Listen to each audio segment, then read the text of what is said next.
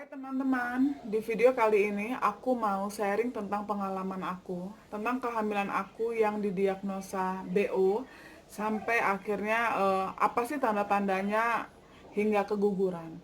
Jadi teman-teman, pada awal-awal pemeriksaan, kehamilan aku itu normal. Itu sampai week kelima, sampai week kelima itu semuanya normal, kantung janinnya bagus, posisinya bagus, eh, ukurannya semakin besar, bagus, bulatnya bagus, pokoknya semuanya bagus. Sampai waktu itu dokter suruh aku balik lagi di 2 minggu kemudian, karena aku kan USG 2 minggu sekali, karena memang saran dokter gitu.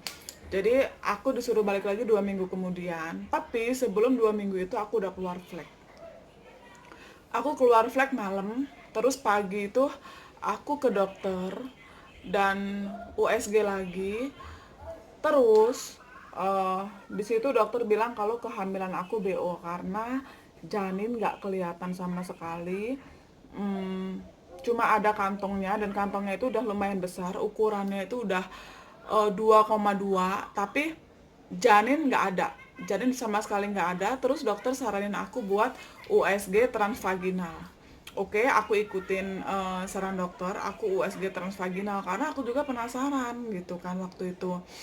Terus waktu USG transvaginal dicari dan janin itu tetap nggak ada. Terus dokter bilang ini kayaknya tanda-tanda nggak baik deh kehamilannya gitu. Tapi kita tunggu 1 minggu lagi. Kalau memang nggak terjadi pendarahan, nanti kita cek lagi. Mungkin janinnya udah kelihatan. Tapi kalau memang belum kelihatan, kita harus ambil tindakan. Tindakan apa dok? Kata wanita, tindakan ya untuk menggugurkan gitu. Karena memang ini kayaknya hamil BO. Hamil BO itu hamil kosong ya teman-teman. Jadi kalau hamil BO itu kantongnya ada, tapi janin itu nggak ada. Janin itu embrio itu gagal gagal terbentuk, intinya gitu. Janinnya itu nggak ada. Terus dan perut itu tetap membesar. Bahkan ada yang orang sudah 4 bulan itu baru tahu BO dan keguguran. Katanya kan kalau BO itu memang dia akan gugur dengan sendirinya, tapi ada beberapa orang yang memang harus dikuret atau harus minum obat penggugur gitu. Jadi oke, waktu itu aku ikutin saran dokter dan aku dikasih beberapa obat. Eh, Termasuk aku disuruh naikin dosis untuk penguat kandungan yang biasa sehari itu 1 pil, itu sehari suruh minum 2 pil. Oke, sampai di rumah itu bukan flek lagi, udah mulai ada darah, ya kan. Dari situ aku bed rest total. Itu di hari Jumat itu aku bed rest total, nggak ngapa-ngapain, ya paling bangun cuma buat ibadah, mandi, dan mau makan aja lah gitu doang sih. Aku bener-bener nggak kerja di rumah, nggak ngapa-ngapain, dan memang kebetulan aku kan bukan pekerja kantoran, jadi memang aku nggak ada kegiatan ngantor gitu ya, di rumah aja. Terus di hari Senin, ya, di hari Senin, sampai hari Senin itu aku nggak ada perut mules karena kan aku browsing-browsing di YouTube, lihat-lihat di YouTube, katanya kalau memang keguguran itu ada mules, tanda kontraksi, mm, tanda janin mau keluar gitu, ada mules. Tapi aku itu nggak ada mules, jadi aku masih berpikir positif kalau aku itu belum keguguran. Terus aku juga lihat di YouTube, katanya ada yang 10 minggu belum kelihatan janin, terus kelihatan janin baru di usia 13 minggu. Jadi aku tetap optimis. Hmm, aku berpikir insya Allah adalah janinnya gitu. Terus tiba-tiba di Selasa subuh, aku itu antara mimpi dan gak mimpi, perutku itu sakit. Jadi aku pastiin ini mimpi apa enggak sih. Oh ternyata enggak, perutku memang sakit. Terus aku raba celana aku dan itu memang udah ada darah. Jadi kita kayak lagi mens tembus, nah kayak gitu. Dan perut aku itu sakit, tapi sakit yang sakit kayak mens aja, sakit-sakit pegel. yang masih bisa ditahan. Waktu itu masih subuh, jadi aku tunggu agak siang, baru aku mau bangunin suamiku gitu. Setelah agak siang, aku bangunin suamiku buat temenin aku ke kamar mandi, karena aku takut ke kamar mandi sendirian. Aku takut terjadi sesuatu terus aku pingsan gitu. Pas di kamar mandi, itu darah banyak. Perut tetap masih sakit, makin sakit. Akhirnya saat itu juga aku ke dokter lagi. Dan saat nyampe dokter di USG, itu kantongnya masih ada, kantong masih ada, tapi dokter bilang ini sudah keguguran, nggak mungkin lagi buat dilanjutin, dan ini memang iya hamil BO. Aku ke dokter yang lain lagi, bukan ke dokter yang kemarin, dan ini memang hamil BO. Jadi aku dikasih dua alternatif, aku mau kuret atau mau minum obat peluruh gitu kan untuk menggugurkan itu. Cuma kata dokter kalau aku minum obat nanti aku bakal ngerasain sakit, sakit yang kayak orang mau ngelahirin normal. Tapi kalau aku pilih kuret itu nggak akan sakit karena aku bakal dibius total gitu. Bahkan aku sudah tanya-tanya biayanya untuk di Bandar Lampung. Ini sekedar informasi buat teman-teman mungkin yang lagi cari-cari informasi tentang kuret. Untuk di Bandar Lampung, di rumah sakit Bersalin Betik Hati, untuk kelas 1 itu 6 juta. Itu kalau pakai umum ya, nggak pakai BPJS. Kalau pakai BPJS mungkin gratis, tapi aku nggak ngerti, waktu itu aku nggak tanya. Kalau pakai umum kelas 1 itu 6 juta. Kalau di rumah sakit Hermina, yang dulunya Anugerah Medika sekarang Hermina, itu aku tanya kalau nggak nginep 10 juta, kalau nginep 12 juta. Cuma itu sih belum detail ya, belum belum har- harga yang belum pasti, itu baru perkiraan aja. Tentang detailnya kan ngeliat keadaan kita, apa kita butuh apa, butuh butuh infus berapa, butuh nginep berapa malam, Mbak. Kan katanya kalau kira tuh kalau yang kondisi normal, kondisinya baik itu nggak perlu nginep gitu. Jadi sama dokter itu aku dikasih obat, resep obat, dan dikasih eh, rujukan untuk kuret. Di depan dokter tuh aku bener-bener nangis, nangis yang sejadi-jadinya nangis. Ini anak pertama dan aku itu udah bener-bener happy, bener-bener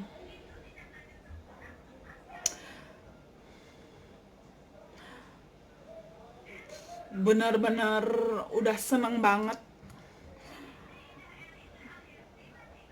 Banyak hal yang udah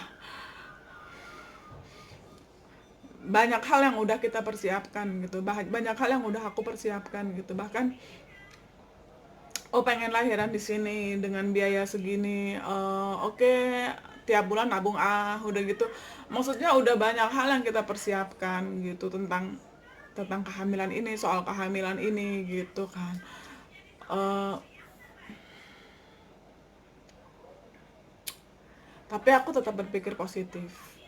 Eh, aku bilang waktu malam Selasa sebelum aku sakit perut itu, aku bilang sama suami aku bilang eh, sama suami aku, kalau memang kalau memang ini harus gugur, aku cuma minta satu. Aku cuma minta satu sama Allah, eh, mudahkan, percepat dan mudahkan gitu. Karena aku nggak bisa berlarut-larut dalam ketidakpastian, berlarut-larut deg-degan, berlarut-larut bed rest. Setiap ke kamar mandi aku stres kadang ngeliat darah, dan deg-degan, yang pasti deg-degan, aku nggak bisa gitu. Tapi kalau memang semuanya baik-baik aja, ya Allah, aku cuma minta kasih aku anak yang sempurna tanpa cacat sedikit pun. Nggak apa-apa aku bed rest gitu, tapi kasih aku anak yang sempurna gitu. Waktu itu aku malam Selasa itu aku bener-bener berdoa gitu. Terus ya itu Selasa subuh perut aku langsung mules kan. Terus setelah pulang dari dokter, suami aku bilang, yaudah yuk kita ambil baju dulu kalau memang mau kuret. Jadi setelah pulang dari dokter itu jam setengah 11, aku pulang. Rencana sih mau ambil baju karena mau kuret kan. Tapi sesampainya di rumah, aku tiduran sebentar dan perut aku itu mules dan kerasa pegel, kerasa kayak ditekan, kerasa apa ya? Aku nggak ngerti itu sama nggak sama kontraksi mau ngelahirin karena aku belum pernah ngelahirin. Tapi kalau kayak mens, ini lebih dari itu. Aku mules dan terus waktu itu aku ngajak adekku ke kamar mandi untuk aku pengen ganti pembalut, kan waktu itu aku pakai pembalut. Terus aku duduk di kloset. Begitu aku duduk di kloset, perut aku itu sakit, bener-bener yang sakit. Aku cuma duduk di kloset. Aku duduk di kloset dan tiba-tiba plung gitu. Kedengeran suara ada yang jatuh. Itu gumpalan darah yang mungkin segini. Aku nggak ngeliat. Kenapa waktu itu aku duduk di kloset ya karena dokter bilang janin nggak ada gitu. Kalaupun janin ada, aku nggak mungkin duduk di kloset, pasti aku tunggu janinku gitu. Aku takut keluar di kloset gitu. Karena dokter bilang janinku nggak ada, ya aku duduk di kloset gitu. Setelah itu keluar, gumpalan darah itu keluar, perutku udah nggak sakit lagi. Bener-bener plong. Itu aku belum minum obat yang diresepin dokter. Terus aku penasaran, sorenya aku ke dokter yang beda lagi. Aku USG dan kantongku udah hancur, udah nggak ada kantong. Jadi dokter bilang ini udah gugur, ini udah keluar, gumpalan darahnya udah keluar. Terus ya dokter nyaranin untuk kuret, karena kalau kuret itu bisa langsung bersih. Tapi kalau minum obat peluruh itu kemungkinan untuk nggak bersih itu ada, dan nanti kalau nggak bersih ya kita tetap harus kuret gitu. Aku bingung, akhirnya aku pulang dulu. Begitu pulang, darah masih tetap keluar yang lumayan banyak, tapi nggak yang kayak kencing darah gitu, nggak, cuma kayak gumpalan yang kecil-kecil gitu keluar, kayak mens yang lagi deres-deresnya aja kayak gitu. Terus setelah aku nonton YouTube, aku bingung kan mau kuret atau mau minum obat. Setelah aku nonton YouTube, eh orang-orang yang berbagi pengalaman kayak aku, dan itu benar-benar membuat kita itu yakin gitu ya, akhirnya hari itu aku yakin untuk oke deh aku tebus obat dulu gitu. Karena ada cerita teman-teman yang bisa bersih tanpa kuret, karena aku takut mau dikuret gitu. Aku nggak ngerti ya apa yang aku bayangin itu, aku takut aja walaupun dokter bilang itu nggak sakit, tapi aku tetap takut gitu. Terus akhirnya besoknya aku suruh suami aku untuk nebus resep dokter yang obat peluruh itu. Begitu aku minum, kata dokter kan tuh bakal sakit, tapi memang sakit, tapi sakit yang dikit banget, sakit yang sedikit banget, dan nggak sampai buat kita gimana-gimana, sakit yang dikit banget. Terus darah-darah kental tetap keluar, sampai akhirnya seminggu kemudian aku disuruh USG lagi. Setelah aku USG lagi, alhamdulillah kata dokter udah bersih dan nggak perlu kuret. Terus aku dikasih vitamin sama obat untuk menghentikan pendarahannya, alhamdulillah. Tapi dokter bilang itu kan masih flek. Dokter bilang kalau emang nanti 2 minggu lagi fleknya belum berhenti ya tetap harus kuret. Tapi kalau nanti fleknya berhenti terus keluar darah yang agak banyak, itu berarti mens, dokter bilang gitu. Dan alhamdulillah eh, sampai hari ini fleknya udah berhenti.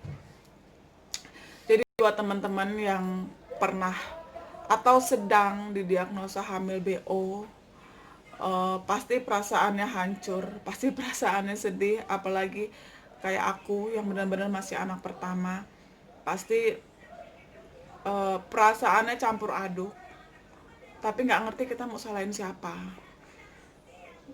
Eh, Saran aku sebelum terjadi pendarahan, teman-teman jangan kuret dulu, jangan digugurin dulu, tunggu paling nggak sampai 12 minggu. Karena memang ada yang 12 sampai 13 minggu itu baru kelihatan janinnya di YouTube. Aku lihat pengalaman teman-teman kayak gitu. Makanya kenapa aku sharing pengalaman tentang kehamilan aku di YouTube, pasti eh, teman-teman yang didiagnosa BO atau didiagnosa kehamilannya kurang bagus, pasti bakal cari-cari di YouTube. Pasti bakal cari-cari di YouTube. Karena kita mau tanya terus ke dokter nggak mungkin kan. Eh, Pasti cari-cari di YouTube. Bahkan aku waktu itu konsul lewat aplikasi Alo Dokter. Itu sampai beberapa dokter aku konsultasi yang ke spesialis dokter kandungan ya untuk menenangkan diri aja. Dan aku sempat tanya ke beberapa dokter yang udah aku datengin. Di kehamilan kemarin kan aku datang ke 4 dokter. Jadi bener-bener pindah-pindah dokter. Kadang aku sehari bisa USG 2 kali. Itu saking aku seneng aku dan suami itu bener-bener seneng banget menyambut kehamilan ini, benar-benar seneng. Jadi ngeliat USG yang cuma kantong itu aja tuh bener-bener seneng. Terus kata dokter itu bisa jadi kelainan kromosom, cuma karena eh, baru cuma sekali, mudah-mudahan ini benar-benar yang cuma sekali-sekalinya mengalami BO, mudah-mudahan ini kehamilan selanjutnya normal. Karena eh, cuma sekali BO ini, jadi nggak terlalu perlu untuk pemeriksaan lanjutan, kecuali kalau udah 2 kali BO atau 3 kali BO. Jadi kalau ditanya penyebabnya apa, banyak gitu, banyak kemungkinan. Eh, Teman-teman bisa browsing-browsing, banyak dokter-dokter yang jelasin di YouTube tentang penyebab hamil BO. Nah, jadi mulai hari ini aku sama suami mencoba sebisanya, mencoba semaksimal mungkin untuk merubah. Yang pertama, merubah pola hidup. Kayak suami yang tadinya ngerokok banget ya agak dikurangin. Kayak aku yang suka makan lalapan, suka makan mentah-mentah, ya dikurangin. Jadi eh, kita merubah pola hidup, itu yang penting. Benar kata orang, kalau kita mau bikin suatu rumah, kita harus siapin batu yang bagus, pasir yang bagus, lahan yang bagus, biar rumahnya bagus, biar rumahnya kokoh. Jadi gitu. Jadi aku dan suami berpikir, ya udah ini belum rezeki, ini belum saat yang tepat gitu. Kita percaya akan takdir Allah. Pasti Allah kasih yang terbaik, pasti Allah kasih di waktu yang tepat. Jadi gitu teman-teman. Kalau buat teman-teman yang sekarang lagi hamil BO, jangan putus asa, jangan terlalu berlarut-larut dalam kesedihan gitu kan. Kita ambil sisi positifnya, karena kata dokter gini, orang yang pernah hamil BO kemungkinan untuk hamil lagi itu lebih besar daripada orang yang belum pernah hamil sama sekali gitu. Dalam artian pernah hamil walaupun BO, ya artinya dia subur, dia bisa hamil. Yang istri bisa hamil, dan yang suami bisa buat istrinya hamil gitu, maksudnya ya subur gitu kan, daripada orang yang belum pernah hamil sama sekali. Jadi tetap semangat. Setelah kuret atau kayak aku yang nggak pakai kuret, kita kan bisa, insya Allah kita bisa hamil lagi gitu. Nah, kenapa aku kemarin nggak pilih kuret juga? Karena kalau kuret itu kata dokter harus tunggu 3 bulan setelah kuret atau 2 kali mens. Belum boleh hamil untuk mempersiapkan rahimnya biar siap. Tapi kalau kayak aku cuma minum obat peluru, setelah sekali men itu udah boleh hamil lagi. Nah, selanjutnya aku pengen promil karena nggak pengen kejadian kayak gini lagi. Ini benar-benar buat aku dan suami down, sedih. Terutama aku karena perempuan kan agak baperan ya. Jadi eh, ya benar-benar down gitu kan. Udah seneng mau jadi ibu, aku pikir setelah tes pack positif ya udah kita bakal punya anak aja. Ternyata enggak gitu kan. Ternyata ya itu, setiap hal-hal itu pasti kita ada kerikilnya gitu kan. Jadi kita harus banyak-banyak sabar, banyak-banyak ikhlas gitu. Dan buat bunda-bunda, teman-teman yang sedang mengalami kayak aku, tetap semangat. Mudah-mudahan kita diberikan kehamilan yang normal, yang sehat secepatnya. Oke, sekian video dari aku. Kalau ada kekurangan-kekurangan aku minta maaf. Karena memang iseng-iseng aja. Iseng-iseng aja pengen sharing gitu kan. Pasti banyak teman-teman yang butuh informasi tentang hal yang sama yang kayak aku alamin gitu.